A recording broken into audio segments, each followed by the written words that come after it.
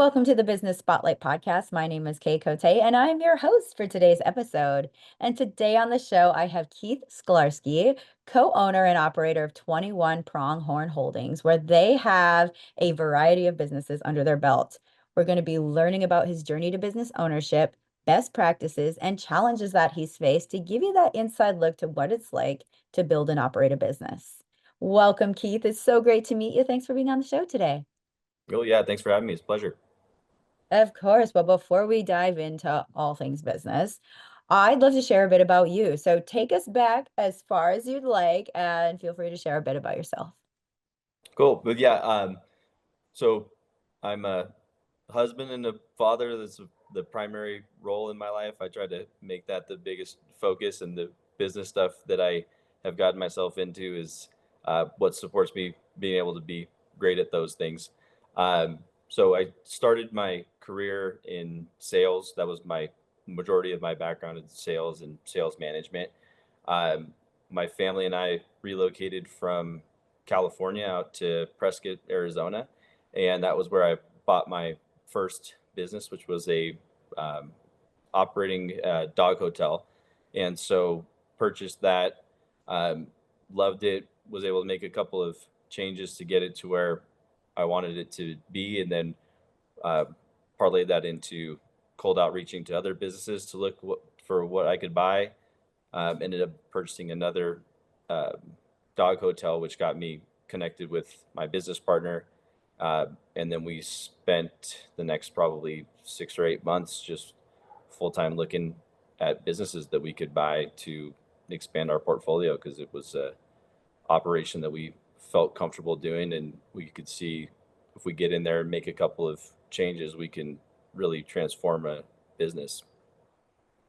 That is incredible. So, okay, I want to take it back to like what inspired you? Like, was it just one day you're like, I want to buy this business? Or was it like something you thought about? Like, how did you come about that? I've always wanted to own a business ever since I was a kid. It's something that has been near and dear to me. I was kind of forced into it because my job that I had with my previous employer, when I moved out to Arizona, it wasn't an issue for them, but that was around the COVID time when remote work was uh, the norm. And then they changed that. So I was going to get fired from my job anyways. So I was like, well, if there's a time to do it, it's now. So pretty much the day that my employment ended there was the day that we closed on the dog business, that first one. So yeah, I probably wouldn't have made the jump if I hadn't been forced out of my job, but I'm so glad that I did. It's changed my entire life. Isn't that crazy when things align like that? And you're like, this is all happening, but it's working. Crazy enough, it's working. Yeah.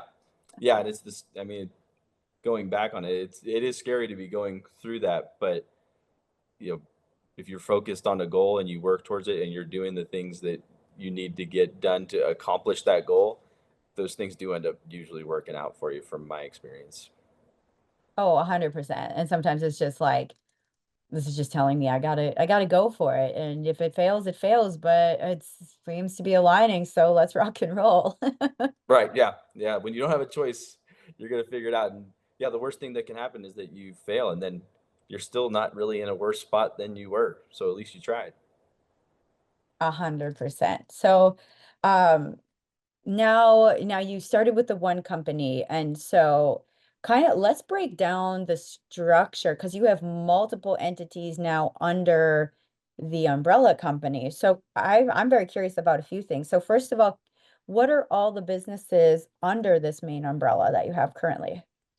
So it's our two dog hotels, our pest control company, commercial landscape maintenance company, and then we have a company that builds spec homes to sell in the area. So we buy land and build homes. Okay. Now your that's a lot of hats. That's a lot of different things. So I'd love to learn about your kind of like what's your day-to-day look like for you personally as the as a co-owner in this. Sure. So when I first started with the first dog place, I was in there every day, and I think that when you're purchasing something new, the only way to learn it is to be in there. You're not going to know what to change and what works and what doesn't. And you're not going to really learn enough to be able to teach somebody if you're not in there. So for the first couple of years for the dog places, I was in there full time.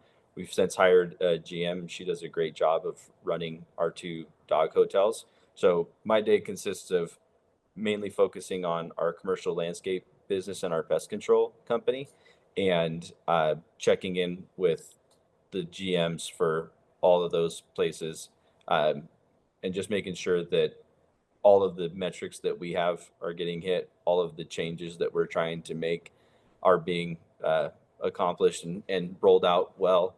So that's where majority of my time right now is probably spent at our landscaping company, just because it's the largest operation that we have under the umbrella. Um, Hmm.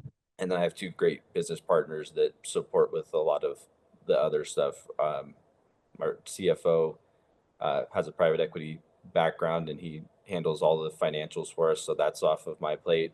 And then our other co-owner is great at relationships with banks and people. So he connects us with all of the resources that we need.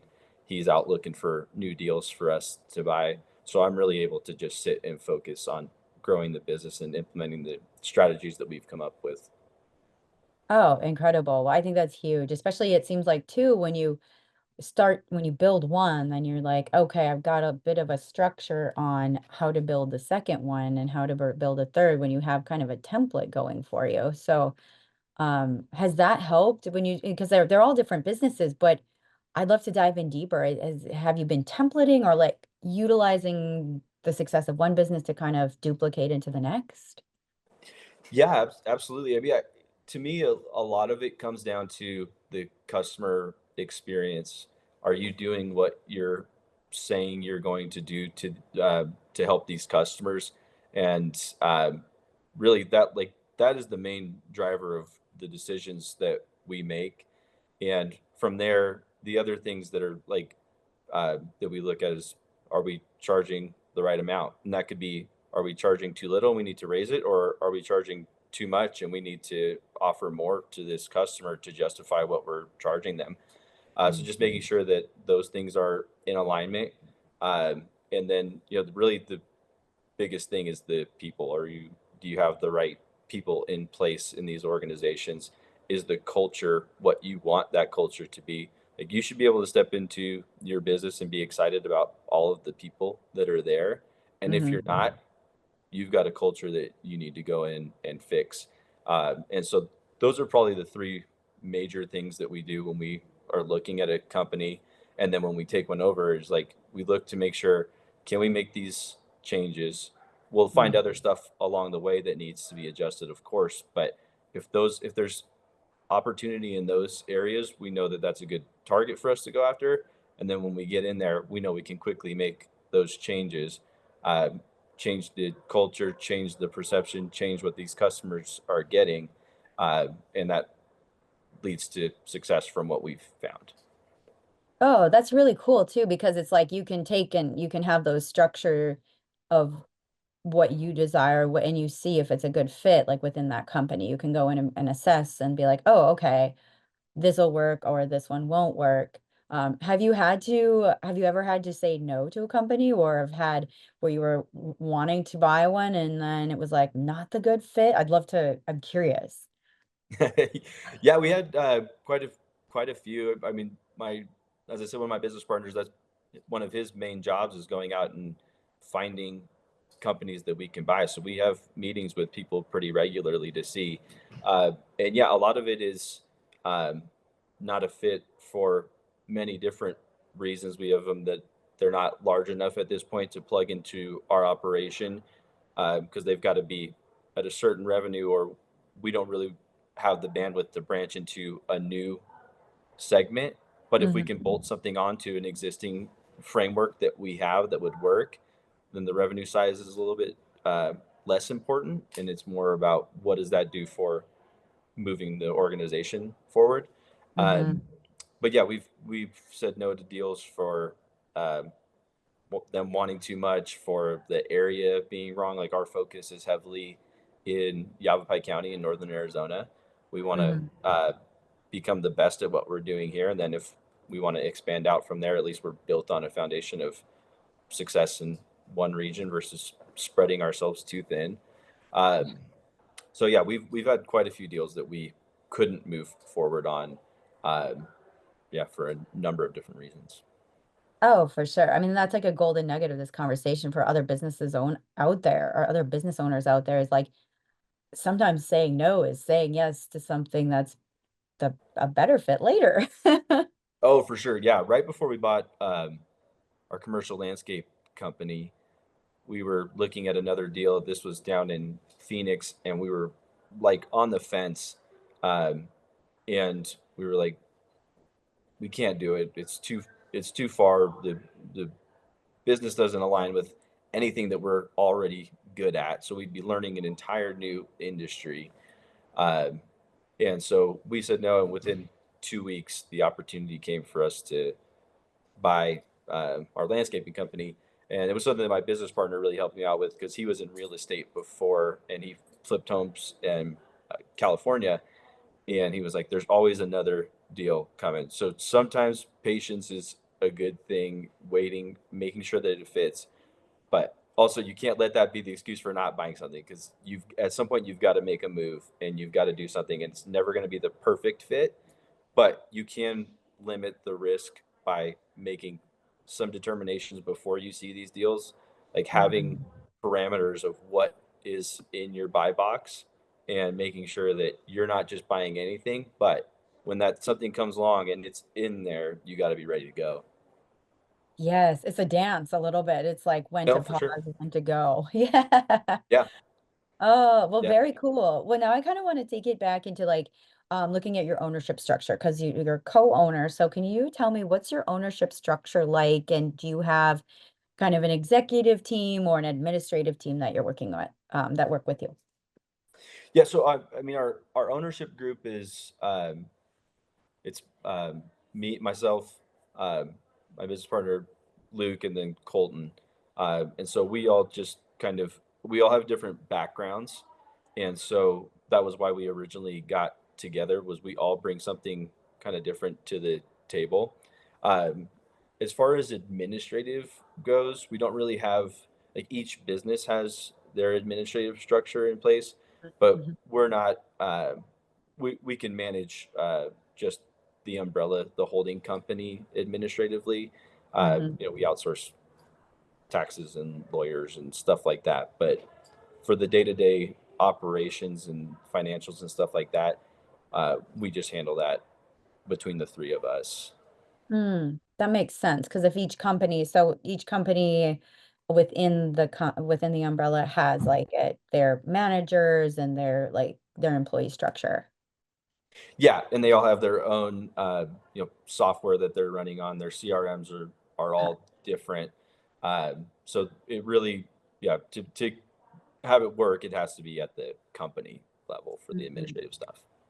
That makes sense. Now, I'm going to ask you a question that if you know the answer, like ballpark it, or if you know the exact answer, that's awesome too. But do you know how many employees you have across all the companies together?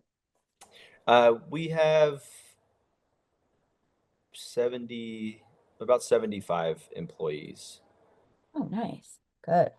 That's awesome. And so when it now kind of switching gears to this maybe look different for each of these entities, but what would you say your best marketing tool is? Maybe holistic across the entire company, or I mean, maybe we even just keep it to how do you market the holding company or like what you guys are doing buying businesses? How are you putting Yeah. yourselves out there and meeting people to acquire businesses? Yeah. So we're launching a website right now for the holding companies so that we have a place to turn people to when we meet with them. Just kind of showing our portfolio and what we do. Uh, Really, the businesses, the thing that they all have in common is like growth through word of mouth and reputation. Okay. Um, like, yeah, I think that's probably the most. We do have a marketing firm that we work with, uh, for our pest control company. They help us. They've built all of our websites. Whenever we come in and do a rebrand, they do all of our rebranding stuff like that. Um, but our largest success is still just people talking to their neighbors or their other communities, whatever the business is, and letting them know that they had a good experience at this company. And we get that a lot, that they were referred over by a previous client of ours or a current client of ours because they enjoyed what we do. Oh, that's really cool. That's good. And I kind of was guessing that I was going to guess the same, like that sounds like referral type companies. But do you do anything with like social media at all for any of them? Instagram, LinkedIn, any of that?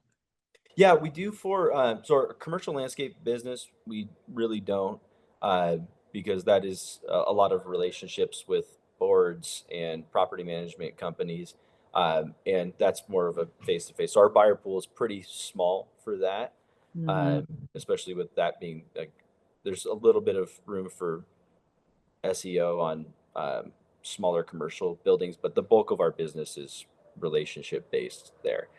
For the dog places and for our pest control companies, we do use social media as a way to reach customers. Um, the dog places are a little bit different because the customers there have to come to us. So they have to see us and then make that extra step of, okay, I also want to take my dog in here. So I have to make that drive. I have to get out of the car. I have to get the dog into the lobby. Um, so our marketing to them is a little bit different. And then our pest control company, obviously that opens up a whole nother um, realm of customers because we just go out to them. So our Yeah. market there is a lot larger. So we're marketing to them with different stuff and educational pieces about the benefits of our pest control, our tree spraying, our tree injecting, how that helps them, how that saves them money. So yeah, it's just a little bit different, but we do use different avenues of social media to get that message across.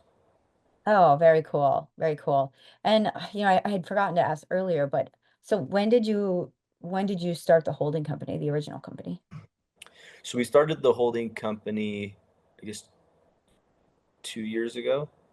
Oh. Um, yeah, so right before we purchased the pest control company and the landscaping company, we just Mm. decided to roll the businesses that we had into one. So Okay, cool. Yeah. I was curious of like how quickly you were acquiring too. It seems you've grown very quickly in the last couple of years.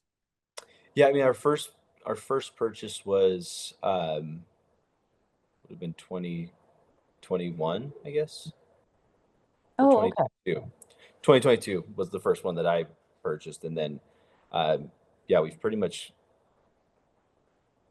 done something every year since then. Nice. So I want to ask you too, as a co-owner, what is one of the biggest challenges you're facing right now? Running multiple businesses in multiple different industries. Like, what would you say your biggest challenges? Yeah, I mean, from the holding company's standpoint, it's just finding and sourcing new deals, just figuring out and having the time to do that. Uh, but at the company levels, it's all a little bit different.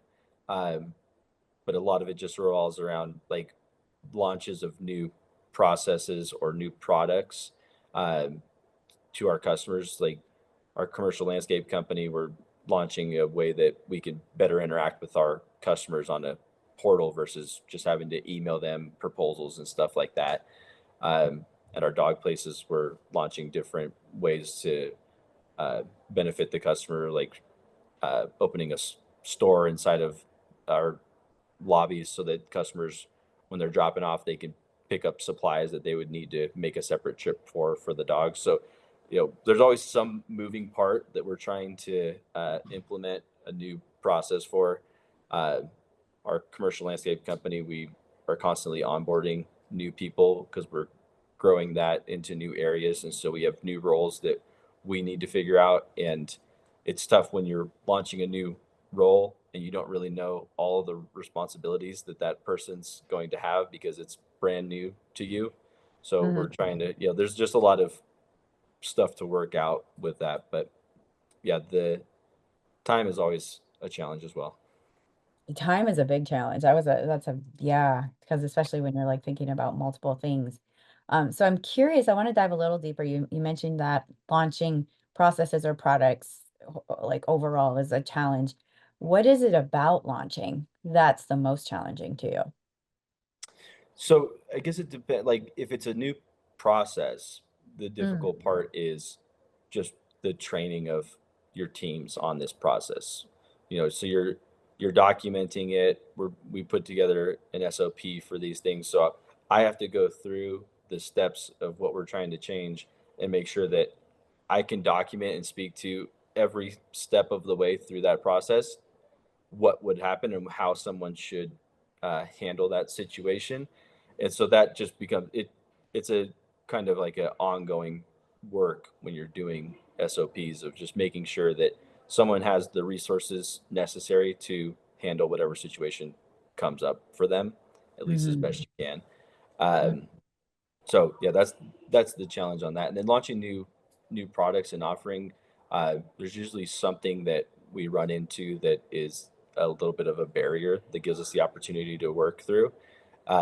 So it never goes exactly how I plan it in my mind. There's just always something that's going to come up, and it's a delay in a vendor or a delay in getting something or mhm. whatever it is, a technology issue. There's always something that we're working through whenever we're doing something new. Isn't that the truth about business ownership?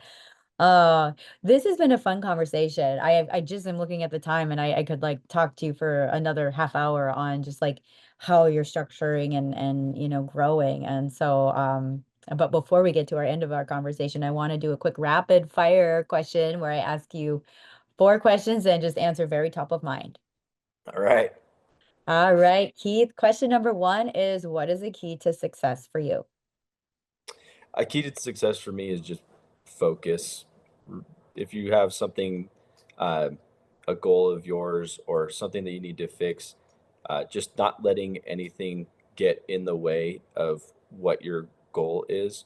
Like Yes. everything else is noise aside from whatever that main driver is, and you need to be 100% focused on getting that done. If you let anything distract you, it's going to negatively impact you getting that done. No, I agree with you 100%. Number two is what is a piece of advice you have for other business owners? uh, I think always put yourself in the buyer's shoes. Like Mm, whenever you're thinking of making a change or whenever you're thinking of what a market needs or what I should be doing, uh, just take a step back and put yourself in their shoes and understand what they're looking for and what would this make it easier or harder for them. that's a great one. That's another golden nugget. Like always remember to be like put yourself in the shoes of those customers and clients. That's huge. So number three is it could be a book, a podcast, an article, just anything that resonated with you recently. Oh man, um I love podcasts. There's quite a few, but I love hearing specifically success stories of podcasts, and you get into the background of somebody and understand like the adversity that they went through before they became successful. It's easy to look at Mhm. somebody who's successful and just see that, but there's a whole backstory that you don't understand, and it makes everything that you go through a little easier when you realize everyone's going through tough stuff. Yes. Oh gosh, that's so true because it's the really the tip of the iceberg analogy is it's so overused, but it's used for a reason because it's so true. Like people just see that little glimmer of the success, but they don't see the rock underneath. Yeah, exactly. Oh, so our final rapid fire question is if you had a magic wand and could overnight improve one aspect of your business or businesses, what would it be? Oh man, I could. Hmm, this is a tough one. Um, I mean, I would say I would want all of our employees to 100% enjoy working for us.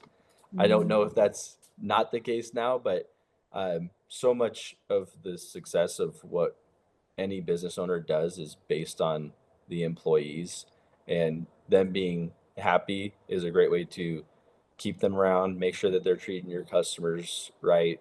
Um, so yeah, I just hope everybody that works for us enjoys it. Oh, I like that. That's really awesome. Well, Keith, before we get to our final question of the day, how can people get connected with you and your business? Yeah, so on social media, like one of our dog places is Run Amok Prescott, and that's a we're probably the most active on that one. There's also Hacienda Canine Resort is our other dog place. Uh, the pest control and landscape company don't really have that big of a social media, but our Praying Mantis Pest Control is our pest control company. And then me, you can reach out to me on LinkedIn or shoot me an email. It's Keith at titanlandscape.com is when I'm on the most. Uh, and then I do have a Instagram, it's Skolarsky K, if somebody wants to look me up there. Awesome. Well, thank you so much, Keith, for this great conversation. And before we wrap up, what is most inspiring to you today? Yeah, the thing that's most inspiring to me is just I think the amount of opportunity that is in front of all business owners right now. There's so many businesses that are going to change hands over the next couple of years. There's so many changes that are going to come through AI, great things that we can leverage with that. So, and then just, growth in areas from people moving into new places. There's just a lot of opportunity that gets me really excited. And I think anybody that owns a business should be excited about the changes that I think are coming and could have a great impact for people that are willing to take the risk and go for it. Well, that is inspiring to me, and I'm sure our listeners absolutely resonate with that. So, Keith, thank you so much for being on the Business Spotlight. Yeah, thanks for having me. Appreciate it.